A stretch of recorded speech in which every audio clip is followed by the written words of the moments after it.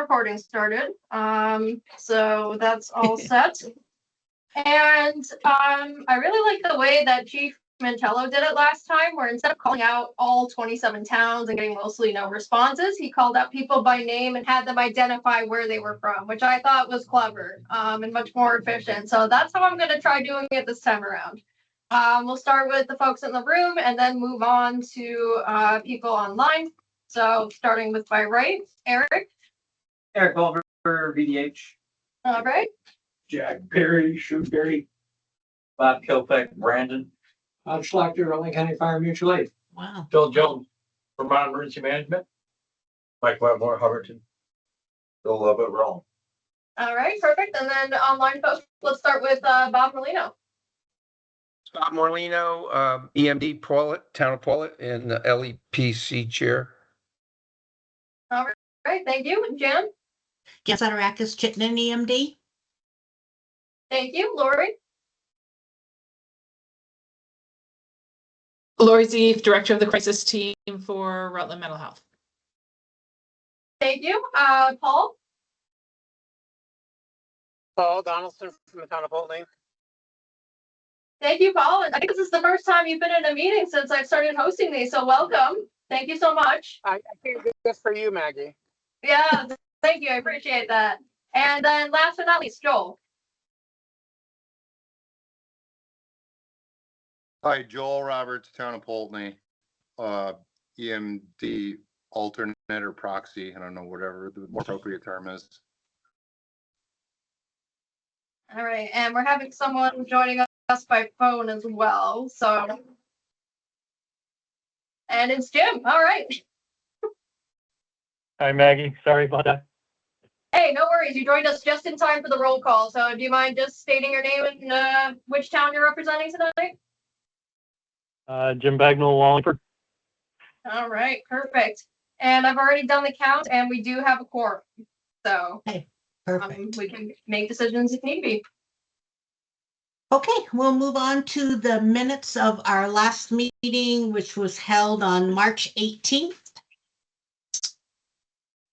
Anyone, any comments, or anyone would like to put forth a motion to approve those? I just want to give a comment, which is that, so last time around, if folks remember, I was not able to facilitate the meeting because of the funding situation. And so Bill Jones kindly took on both the facilitation role, along with Peter, chairman, our chair, and drafting the minutes. And after circling back with him, we cleaned up a little bit. I'm not going to go over every single change because there was a list, but it was mostly just cleaning things up, getting rid of references to first and third persons, that sort of thing. So we sent that out a week in advance along with the agenda, just so folks had a chance to actually read through it. And if they had any comments on it, we could talk about it. But I think it's pretty straightforward, and I hope other folks agree as well. Motion to approve. We have a motion made. Is there a second? Second. Second. Any further discussion? Hearing none, all those in favor say aye. Aye. Opposed? Okay, minutes are approved. I got to backtrack because I skipped the agenda. So you have the agenda in front of you. Lots of good stuff to talk about.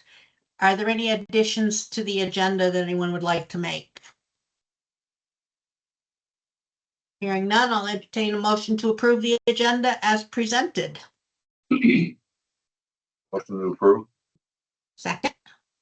Second. Any further discussion? Hearing none, all those in favor say aye. Aye. Opposed?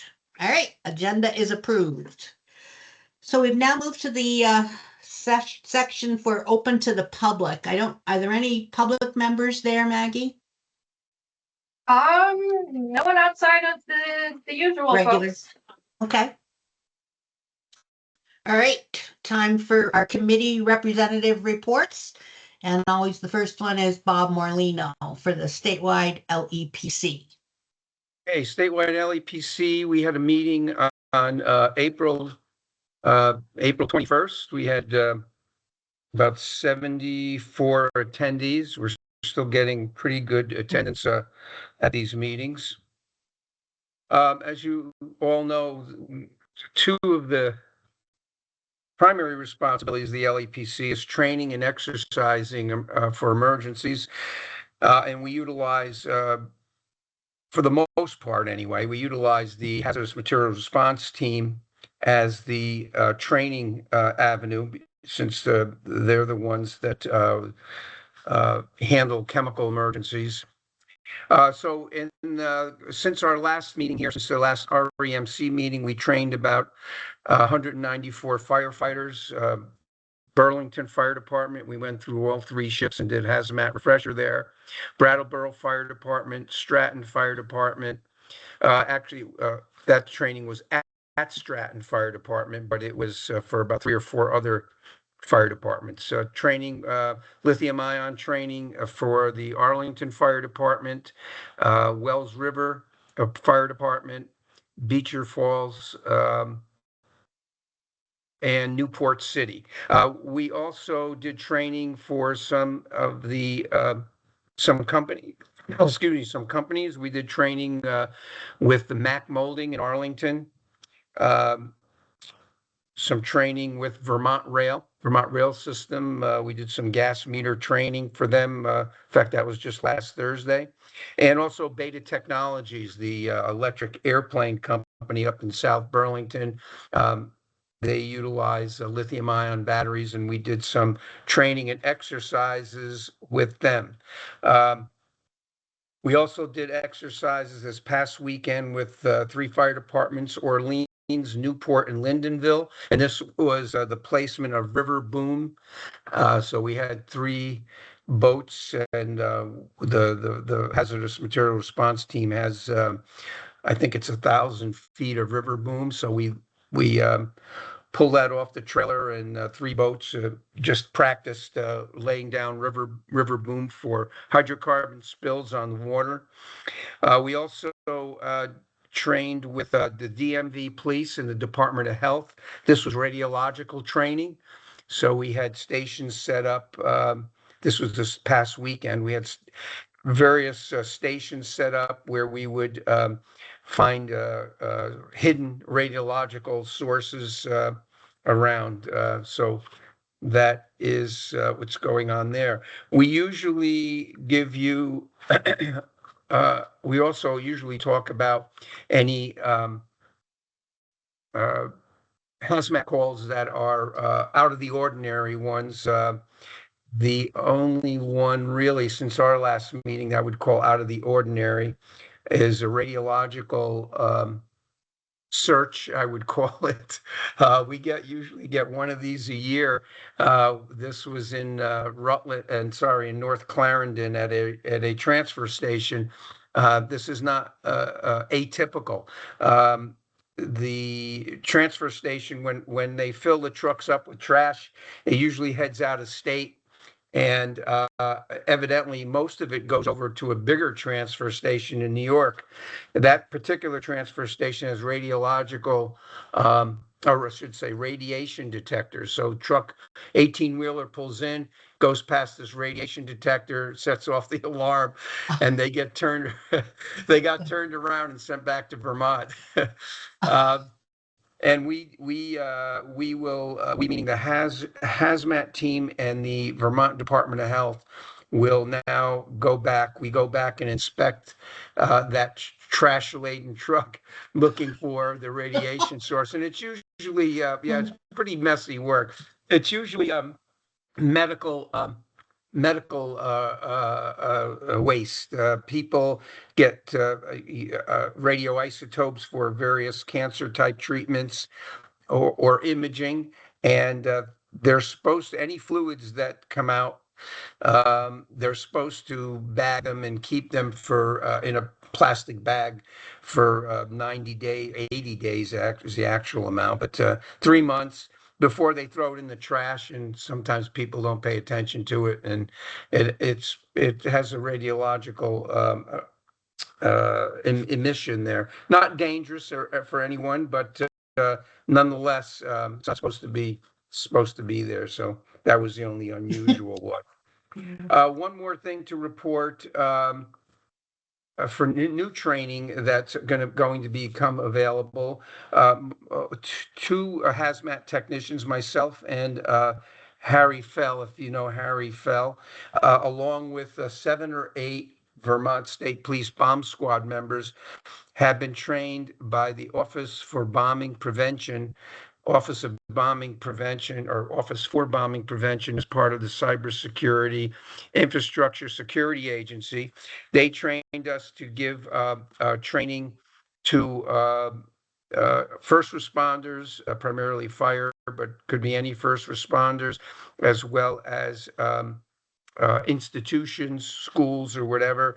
So some of the there's like 9 courses that we can teach. Most of them are about 1 hour.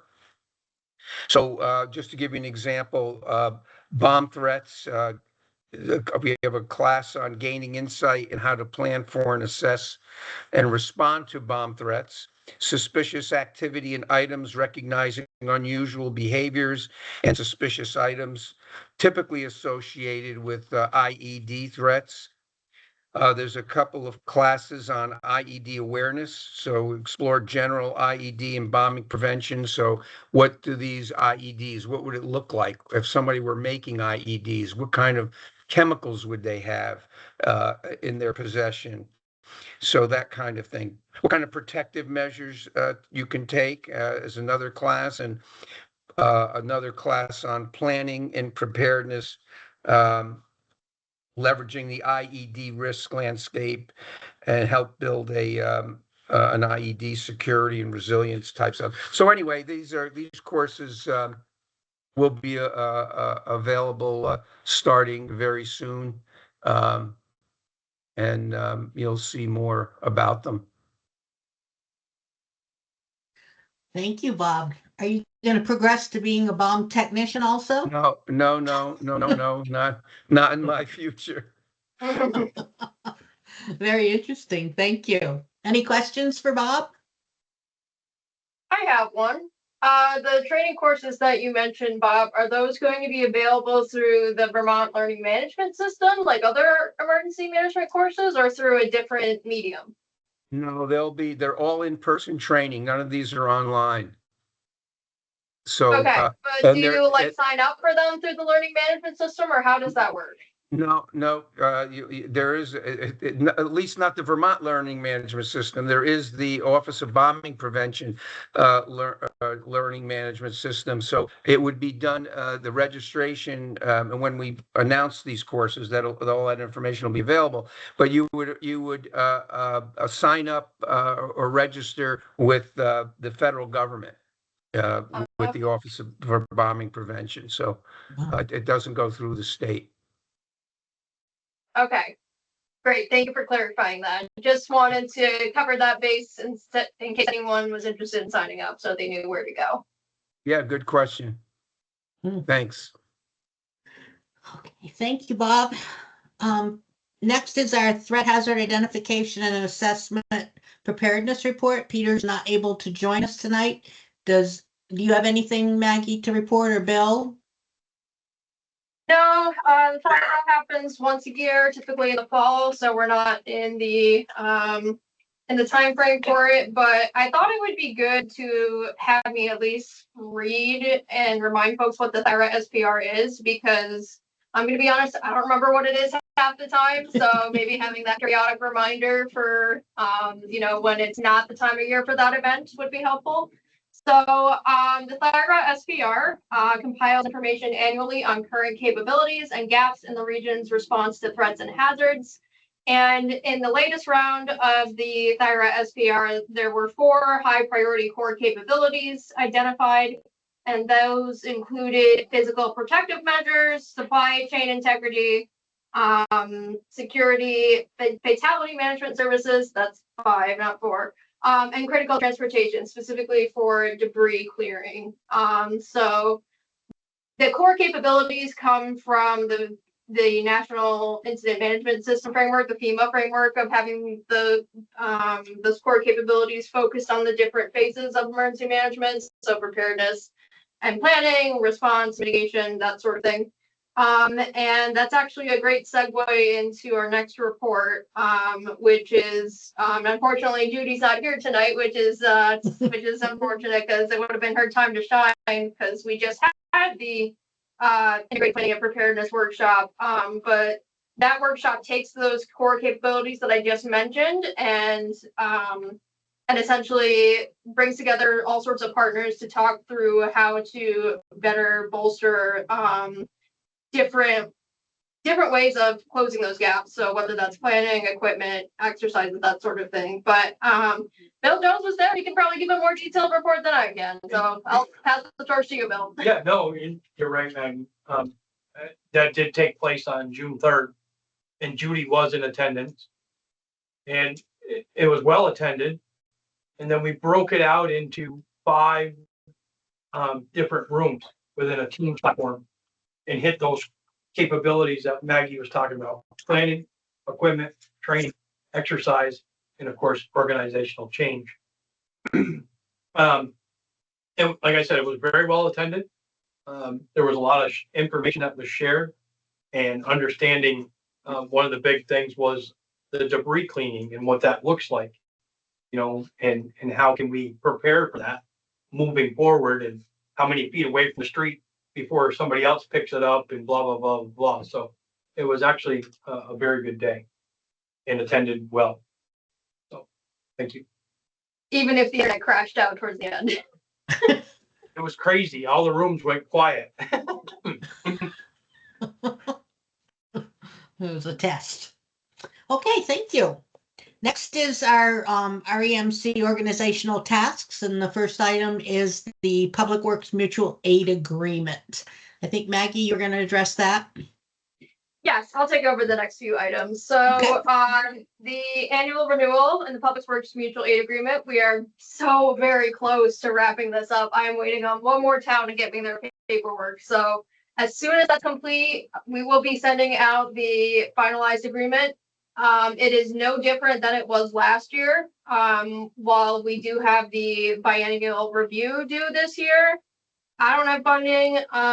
Bill Jones hasn't had the capacity to try to throw something together quite yet. So we're holding off on that for now. So I know that question came up a few times. So it is the same agreement as last year's. The list of resources and the list of designated officials will be sent out. My goal is to get that out to all of the towns and all of the people who are listed as those officials by June 30th. So you'll have that at your disposal for the next year, in case, God forbid, something happens and we need it. So, like I mentioned, the biennial review, still to be determined on that, but at this point, it'll most likely be in the new state fiscal year, so after July 1st. And I have the thought that it might make sense to try to do a 2-for-1 and have the annual vulnerable populations protocol review whenever we have the biennial review of the Public Works Mutual Aid Agreement. My thought for that being that similar situation, we didn't get a chance to do our annual review in the springtime. And typically in the fall, I have a drill, but I might just substitute that for the annual review and update instead. So that way it's ready to go well in advance of LEMP season. And the first half of the fiscal year is better for me because I have more hours to swing from our state general fund.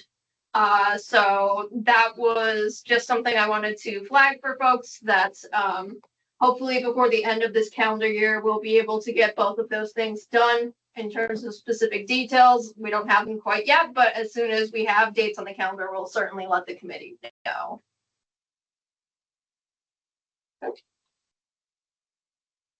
Okay, other organizational tasks. So as per our bylaws, if we want to amend them, we have to do it over the course of 2 meetings. So the first meeting being discussing the changes that are going to be made, and the second being to vote on them.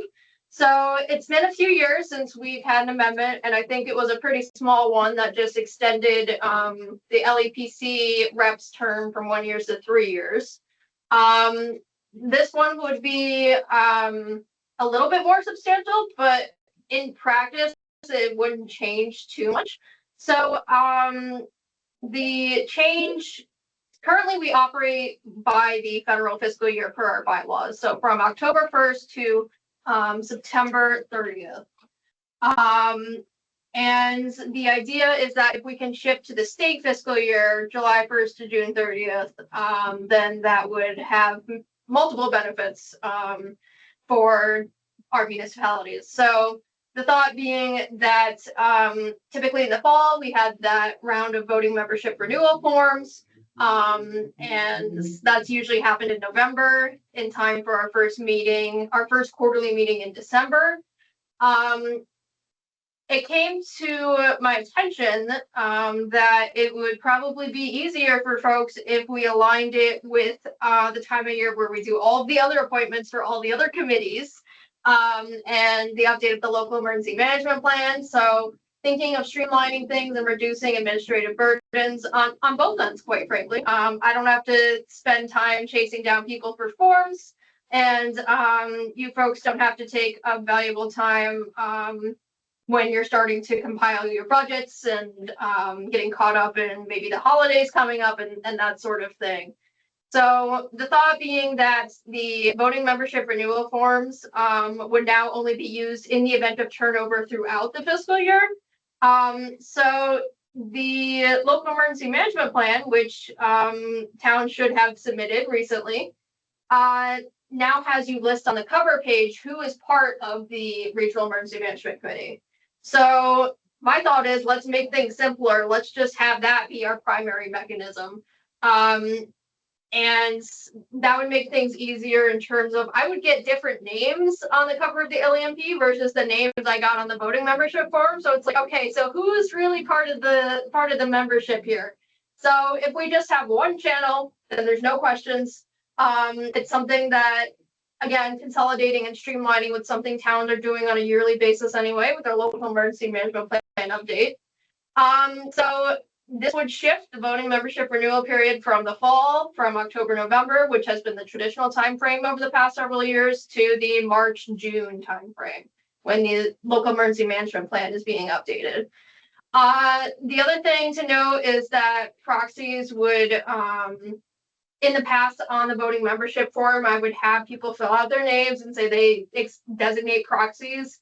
That has confused people in the past, and let's just keep it simple. Let's just assume that if you are going to be a voting member, you are assigning proxies by default, unless you state otherwise. So that is, I'm not going to change the cover page of the LEMP to have a designation for proxies. I don't even know if I can do that. So this is the alternative. So do I have the exact language for the bylaws for you folks tonight? I don't, because I'll be honest, this is a pretty recent development, something I've been kicking around in the back of my head for a little bit, but I thought I would at least explain the core concepts. And then at our next meeting, we would have the exact language and the changes that will be made. And I will send that out to you folks in advance. But to get an idea of how this is going to go. So if we come to the September meeting and we approve those changes to the bylaws, then that means we'll have one more time where we renew voting membership in the fall, just for the sake of consistency and the fact that we are technically still operating on the federal fiscal year. The difference here is that the terms will be shortened, so that instead of lasting until September 30th, as it has in the past, it would last until June 30th. So essentially, we're having an abbreviated fiscal year as we make that transition, which really shouldn't change much of anything, quite frankly, since we don't have to deal with financials, grants, or reporting or anything like that. It just means that we would probably only have 3 meetings, I guess, if you were looking at the bounds of the fiscal meetings. But anyway, so then with the next LEMP in 2027, as everyone updates those and fills out their REMC voting members, that will serve as your renewal for the 2027-2028 year, which would now operate on the state fiscal year, so July 1st to June 30th. So again, making this change in the hopes that it will align better with most municipal fiscal years, which is typically the state model, although there are some exceptions. streamlining processes and reducing administrative burden on you folks, and making things simple, doing everything one and done, having all the paperwork done in one shot, along with other regular appointments like our RPC Board of Commissioners, our TAC, our Transportation Advisory Committee, and so on and so forth. So I had presented this to the chair and vice chair recently. They both thought this was a good idea, but also curious to hear from anyone else in the room and hear your thoughts on if this is a change that you welcome, if it's a change that, you know, maybe doesn't matter to you in the long run or might be better. I don't know. So does anyone have any thoughts on that?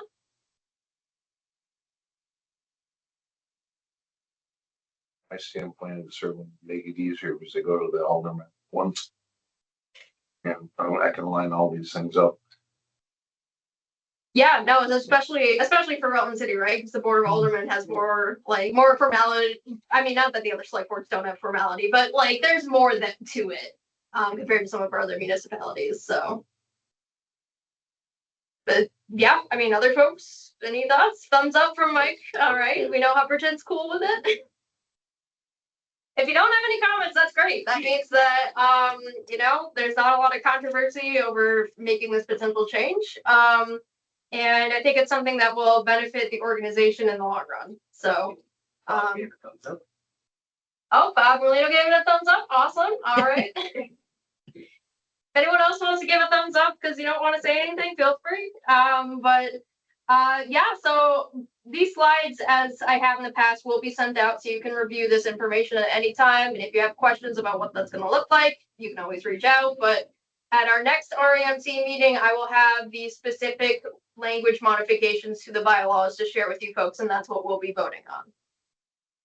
Should you send those out prior to the meeting so we can review it? Yes, I will be doing that. Yes. So when I send the agenda, which I typically do about a week before, I will send the like a draft version of the bylaws with the amendments. I'll do it like the Microsoft Word like markup, like strike throughs and colorful text for new additions and that sort of thing. So you can see exactly what's going to change.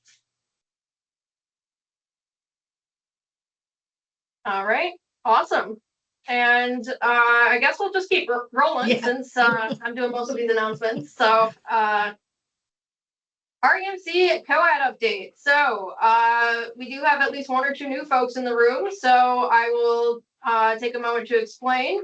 So the co-ed is the Community Organizations Active in Disaster. By we, I mean myself and Eric Pulver from BDH.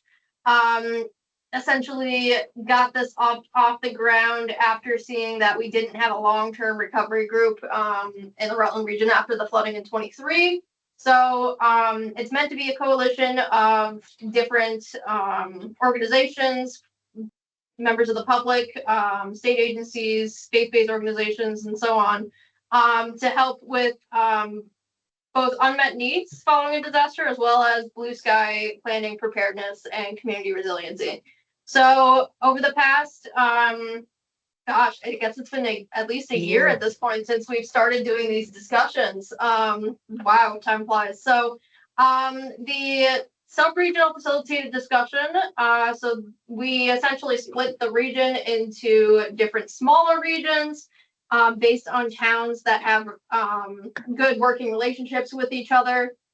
It's not a perfect division because we're bounded by the county line in terms of our jurisdiction, but it's a starting point to gather information and get a better idea of what common challenges towns share when it comes to planning, preparing, and responding to disasters.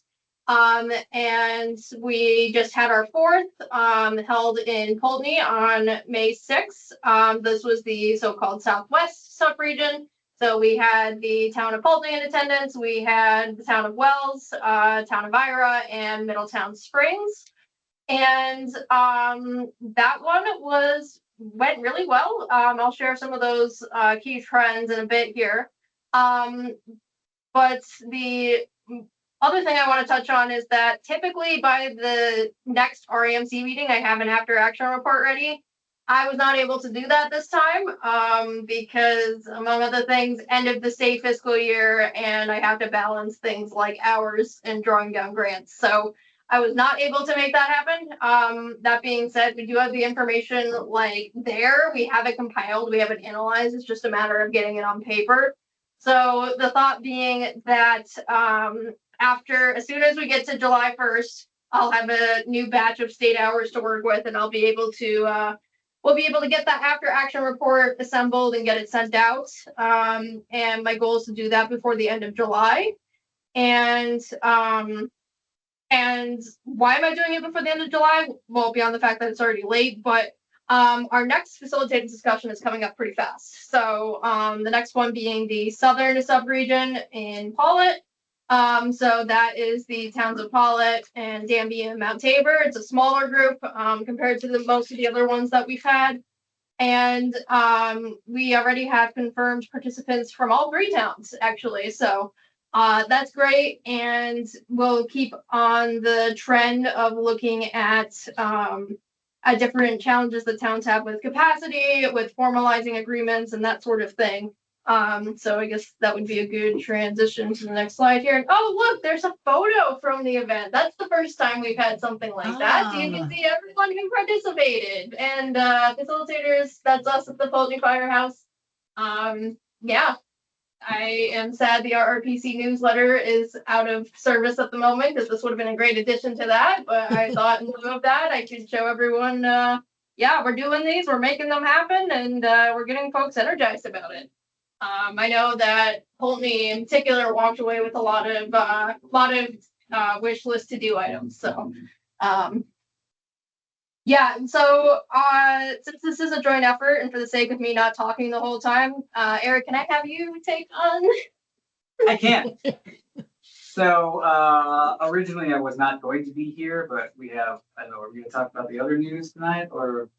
We probably could, but not right this moment. Got it. So because of that news that's coming later, that's a little foreshadowing. I decided I would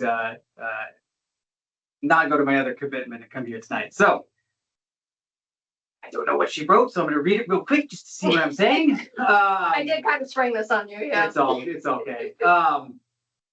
So yeah, in the Southwest, in Pulteney, we had a lot of really good conversations, and the towns, like the other ones, really sort of, it is one of those, it gets going a little bit slow, people kind of get into it, but then by the end, we have difficulties kicking everyone out because they want to keep talking about this. They're interested, they're engaged. But we usually get through some, we're seeing some trends through these sub-region discussions. We've done four so far. The South with Mr. Morlino up there in Paulet will be our 5th, and then we have our Central, which we'll have in Rutland City here in October. But we're seeing some gaps. Most of our gaps are aligning around sort of documentation, memorandums of understanding, communications, getting a little bit more training, reinforcing that training, reinforcing things that are kind of needing to be sort of documented of how these procedures work, who is doing what, who is backup, et cetera, et cetera.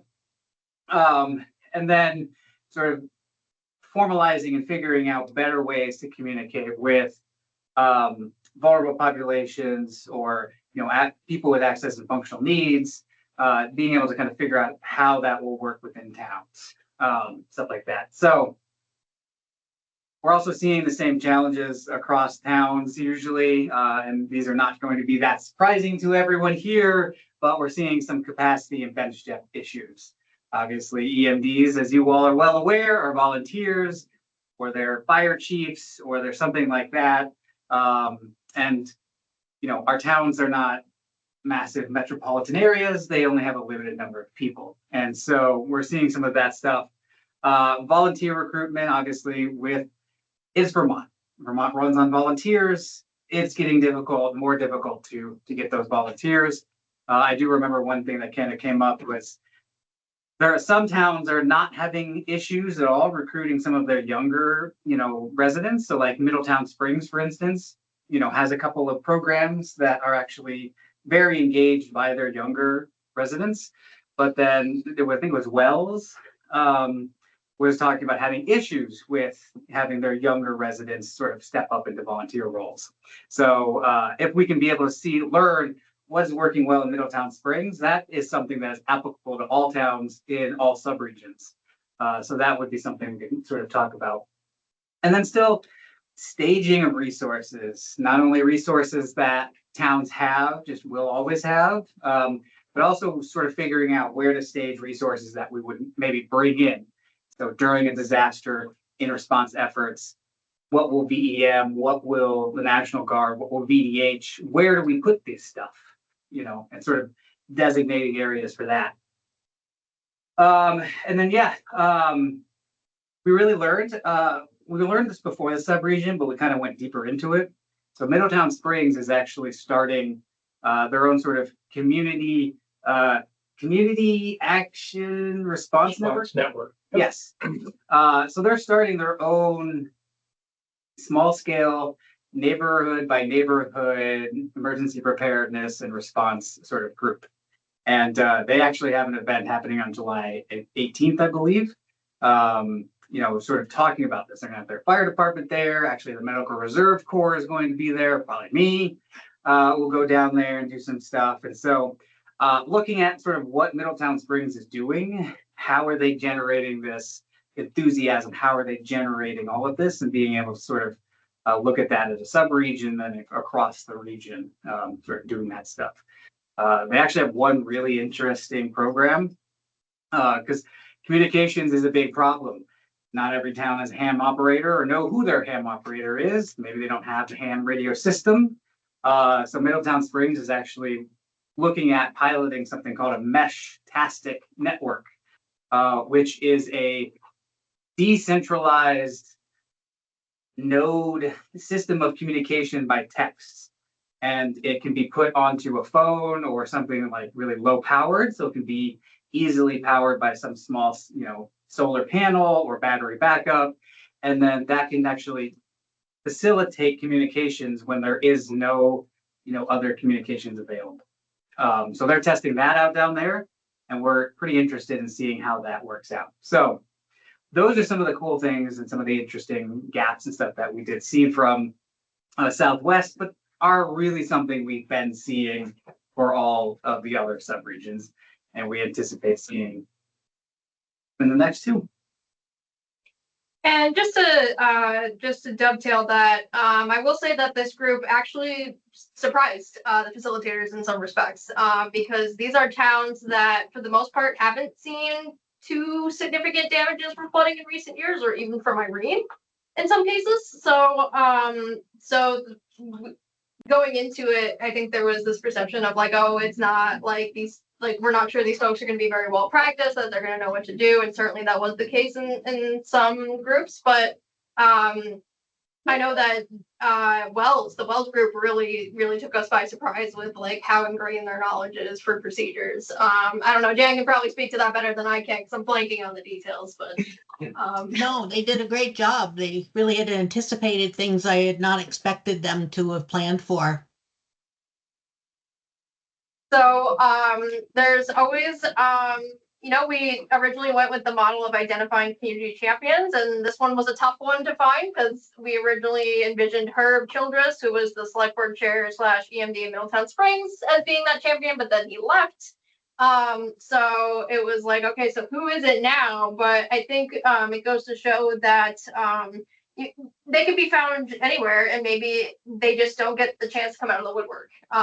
So like having those opportunities to have regular discussions during blue sky times to strengthen those relationships, shared lessons learned, could go a long way to being able to help each other out and be more ready in the moment when the time comes. So but all of these will be, all of these trends and more will be summarized in the after action report when it's ready. If you recall from the last meeting, there's also a summary packet that I compiled that is a more abbreviated version of those trends by subregion, so that will be updated as well. But yeah, really looking forward to wrapping up these last two discussions. And Eric, we really got to meet at some point to start pulling in folks from Rutland City if we haven't already. We do, it's been on my brain. I would like to add onto this whole thing. This is different than anything else happening in the state. Nowhere else in the state are they doing something like this, and they're having towns talk to each other in the same form and fashion in emergency management. And so there's a lot of interest about it. And, anytime I talk to my counterparts around the state or anything like that, they're very interested in what's going on because they want to replicate it in their areas, or they want it to happen there. And so I want to commend all of the towns. We have currently had 15 out of 16 towns have participated. We're going to have 3 more. So we anticipate all 27 towns, participating in our sub-region discussions by the end, which when I say that stuff across the state, they are just flabbergasted that they got we were getting all of the towns to participate in this. So a lot of this is on, you all also believing in this and participating and coming to these meetings, because obviously there would be no sub-region project if you all from the towns did not sort of join in and join us in this project. Yeah, and actually maybe that would be a good transition to the news that Eric alluded to earlier, which was Foreshadowing. which is that we actually, again, we mainly the RRPC, but in partnership with the COAD, applied for a community resiliency hub grant from the Land Access and Opportunity Board, which is something pretty recent that was stood up by the state. And the intent was to provide funding to disadvantaged communities and folks who have traditionally not had the resources to do local grassroots type work for emergency preparedness or otherwise. And we thought that since this is phase 1 of that 3-step process, and the second phase is going to be starting to reach out to those organizations who represent those folks. We thought we had a decent shot at the grant, so we threw in an application, crossed our fingers, hoped for the best. And actually, I was surprised because at first we did not receive the grant. And I was like, oh, bummer, but it is what it is. We'll roll with it. And then I guess the Land Access and Opportunity Board went back to the drawing board, redid their budget, found room for 8 more projects, and we were included in that second round. So what does that mean? Well, that means that we have a lot of funding now to talk to these community groups, do a lot more robust outreach than we would have been able to do under EMPG or even state funds.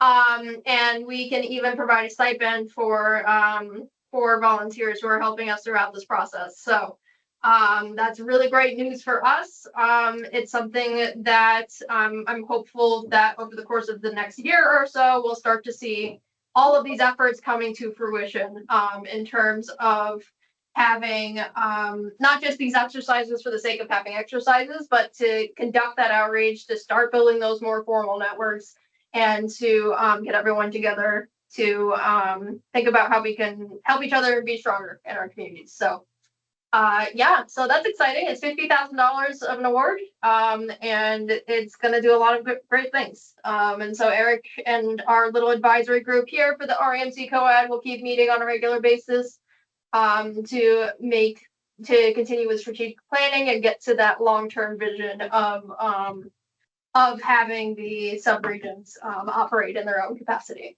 So yeah, any questions? I know we just threw a lot at you.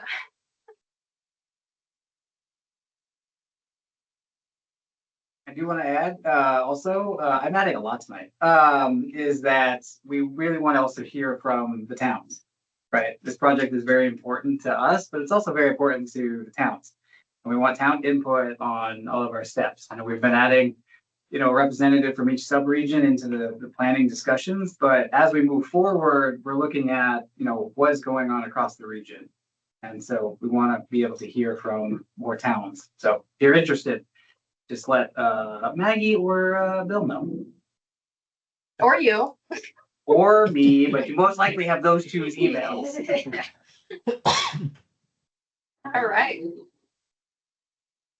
So EMPG program and funding update.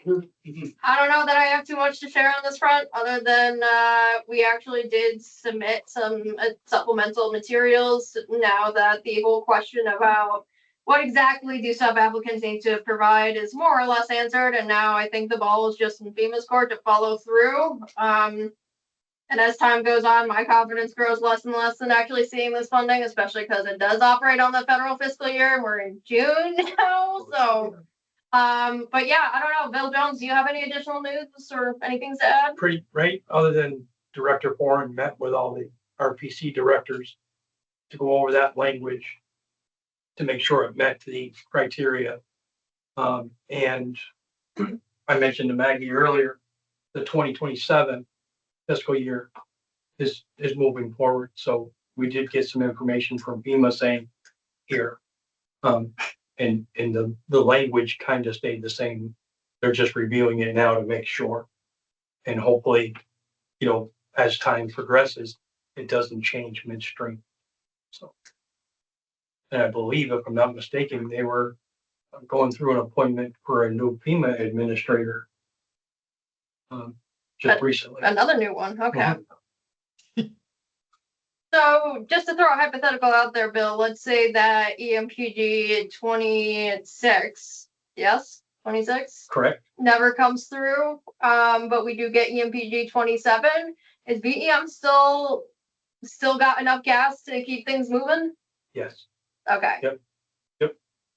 All right, and for context for folks who may not know, the Emergency Management Planning Grant does fund not only the RPC planners who, like myself, who help manage that program for our regions, but also a lot of Vermont Emergency Management, which is why we've been keeping a close eye on things here. But it seems like for now, we'll keep the ship sailing, so that's good. And I'll just leave it at that, I guess. The annual report for the Regional Emergency Management Committee. This is something that you might have forgotten about because it only comes up once a year, but it is a report that was compiled with this committee's inception that details not only the general mission and purpose of the REMC and the structure, but also looking at all of the resources across the region, from emergency medical services to police to fire, and additional resources like even Vermont 211 or the disaster animal response teams, which we no longer have radar, but we at least make mention of how to get those resources in hand. And so per our bylaws, every year by June 1st, we have to furnish Vermont Emergency Management with an updated report. So I did that work recently, and actually there were quite a few changes, but most of them were pretty minor. So you have your regular updates to leadership roles. So if there's new representatives or new officers, then of course their names are going to get updated there. And actually, before I keep steamrolling, we do have physical copies of the report for folks in the room to follow along. For folks online, I will be sharing it with you when we send out the minutes, so you can take a look through for yourself and see what's in the report. But for now, other changes that have been made, the emergency medical services, one of the components of that section is to talk about the public service answering point and who dispatches for those. And I noticed that Mount Holly was out of date. So it was the regional ambulance service, I think, when the REMC first started.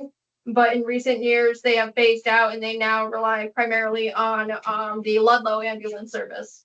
So made that change to the little icon of the map. So that's why I have the nice big blow up of Mount Holly there. I basically just went into Microsoft Paint and painted the whole thing green. It was fun. But anyway, updated the number of ambulances owned by the regional ambulance service, which is based here in Rutland. They have 8 now. There was originally 7, but I happened to be looking at their website and saw they purchased another one somewhere along the way. So updated that. Clarified the number of active constables. This is on page 6. So constables are being phased out, I feel like, in towns, at least in our region in recent years. I know that there have been votes to no longer have those. And I know that in the town of Pemberton, there was a question that I had at one point about like, wait, do you guys have a constable? And it's like, well, we would like to have one, but it's vacant right now. So I just wanted to make that clarification in the report. We're about to hire a new one. You're about to hire a new one. Okay, great. So I'm gonna have to update this report again. But no, glad to hear that. So, and I mean, like, if I have to make small updates, that's no big deal. I have different numbered versions for that reason. But, yeah, once you have that contact, Mike, please send it to me, so I can update our contact sheet too. But We'll have limited duties initially till he attends Pittsburgh, but yeah, we'll no, have somebody. yeah, at least you'll have somebody, right? So, other than that, various minor improvements, mainly to things like grammar, sentence structures, even things like format, spacing, and content flow, because I'm a writer nerd at heart, so I have to do these things. But really, it's like the meat of what's there, the bones, and even a lot of the content is more or less the same. It just reads a little better. But if anyone had any questions about why something might look a little bit different, well, that's why. So. But that's an overview of the changes that were made to the report. So are there any questions on that?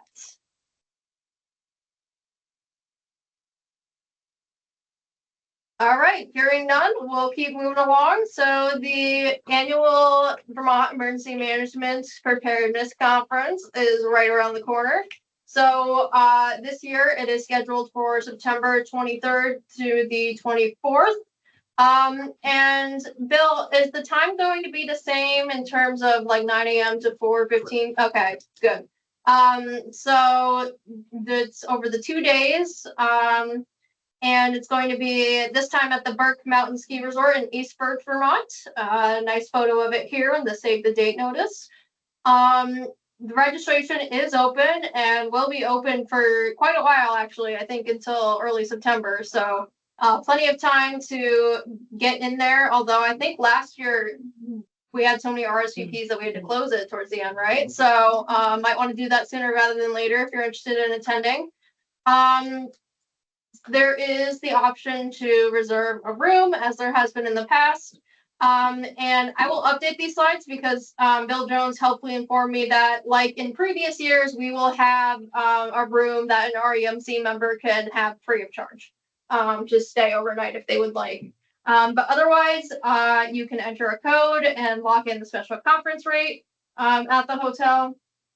There's no attendance fee and breakfast and lunch are included. Although dinner you gotta find on your own. But it's a ski resort town, so I'm sure it can't be that hard. And like usual, we have EMD of the Year nominations. Those are due August 18th. And there's more information on the VEM website about what that is and how to nominate someone, and also about the conference in general. That this year I probably won't be attending, mainly because I wasn't able to put it into my budget for this upcoming year. With the question of funding, I just didn't want to mess with that. So, but of course, everyone in this room is encouraged to find out more information and attend if interested. Presentations and vendors, that registration deadline is coming up very quickly. I think it's like next Monday or maybe even sooner than that, but they'll eventually have the list of what presentations we're going to have. I know a few years back we did the Chittenden Reservoir Emergency Action Plan team presentation that everyone took really well too. So, and yeah, Bob, I see you have your hand up. I know you did a presentation last year too in the LEPC. Yes, correct. And I forgot to mention earlier, I put in for a presentation on it's actually one of the bomb prevention courses, the class. It's a response to suspicious behaviors and items, and we put in for that. So it'll be, assuming we get that, it'll be Hazmat and Bomb Squad doing that presentation. Yeah, great. So if you want to see our very own Bob Merlito with that, then you certainly can.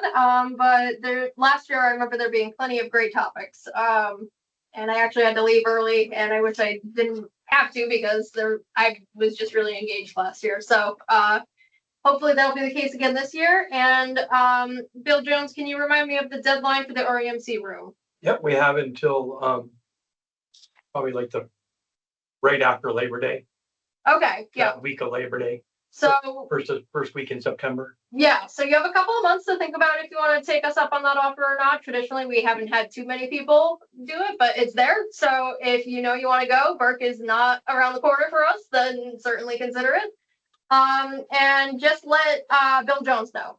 In the past, I've asked people to let me know, but I think it would make more sense to direct that to Bill, and he can easily get that arranged for you folks. That's So one person from the REMC. yeah, one person. Yep, for one night. Yep. Okay.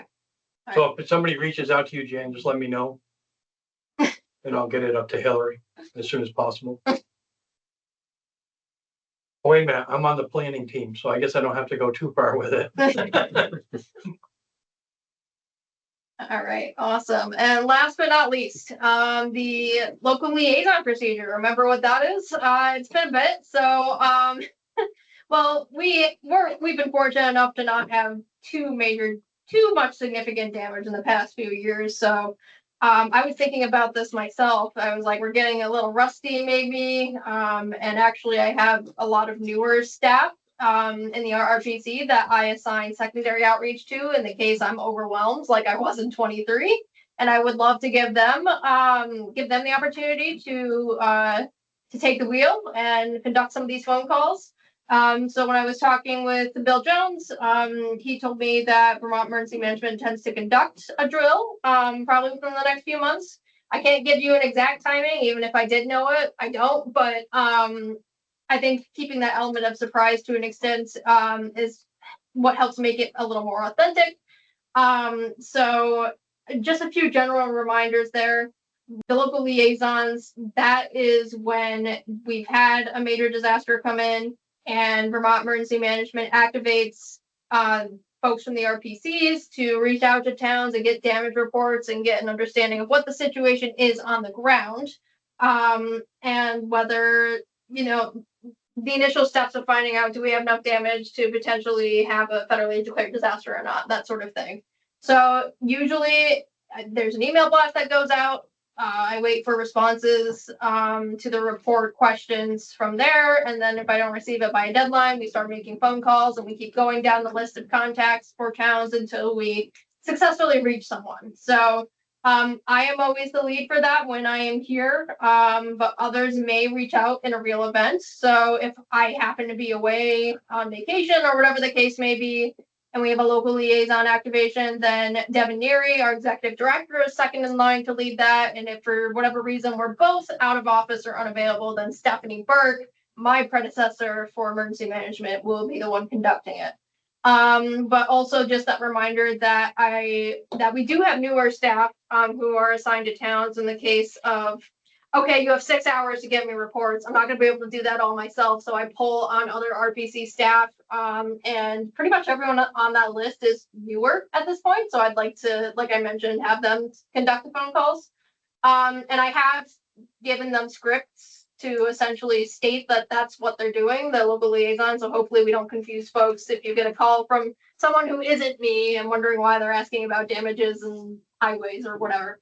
So, like I mentioned, we will call every official on our list until we make that successful contact. This is typically, but not always, the top 3 contacts in your local emergency management plan. We use that as a starting point, but some towns have other officials who might not be on that list, but are very responsive or otherwise in the field.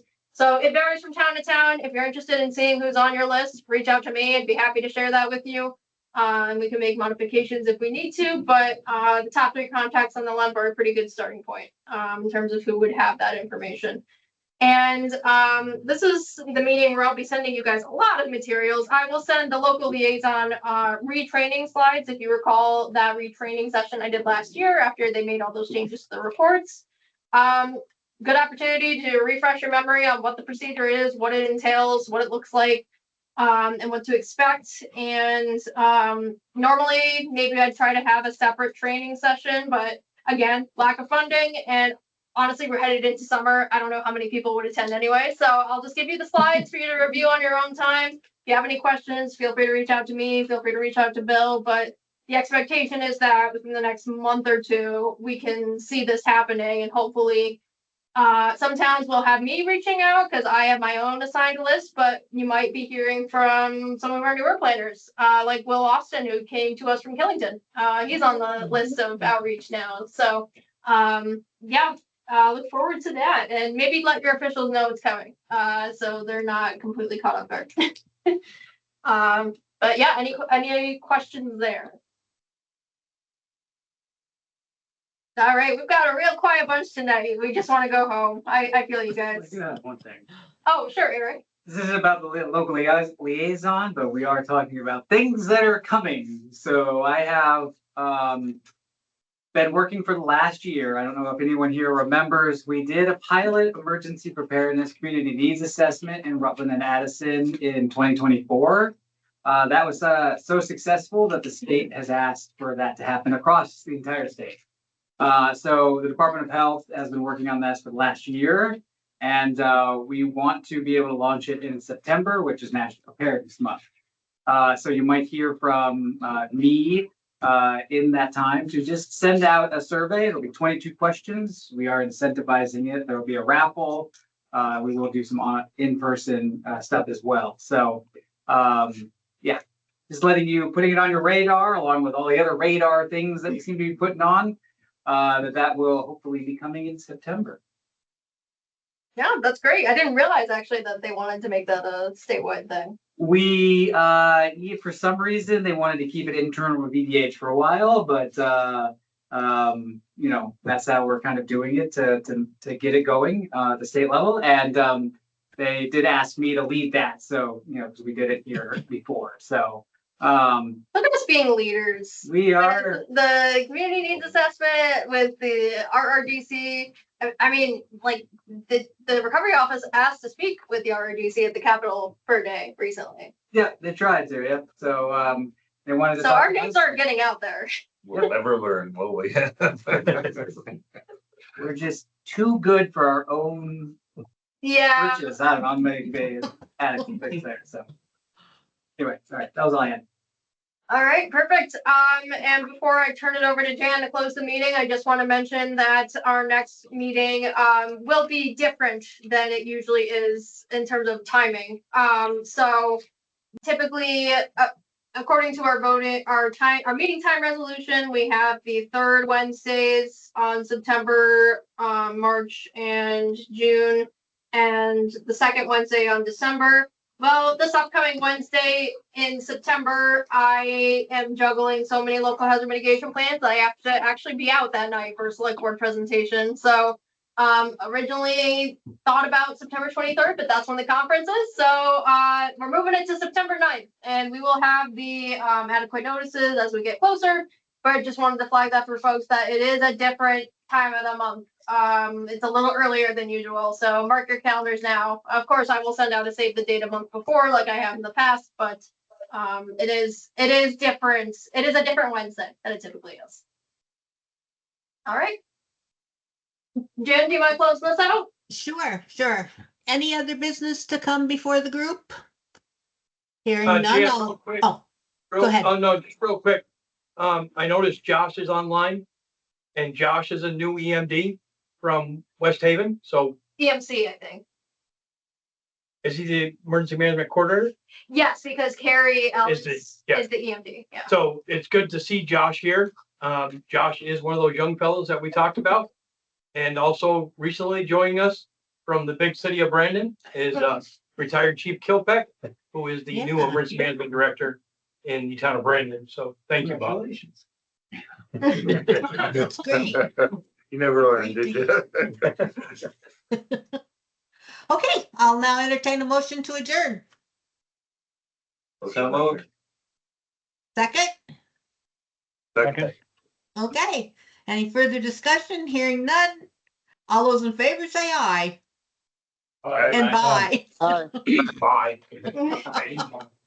We'll be in And touch, bye. but Yes. thank you for joining us Thank you. tonight, and we'll see you later. Enjoy the Okay, sunshine. all right, bye-bye. Use that one. Yeah. It's good padding. 19 presentation submitted. Two. And it closes tomorrow, Meg. Oh, okay, close tomorrow. Yeah. I just happened to look at it, I was like, June 18th. Wait a minute, that's tomorrow.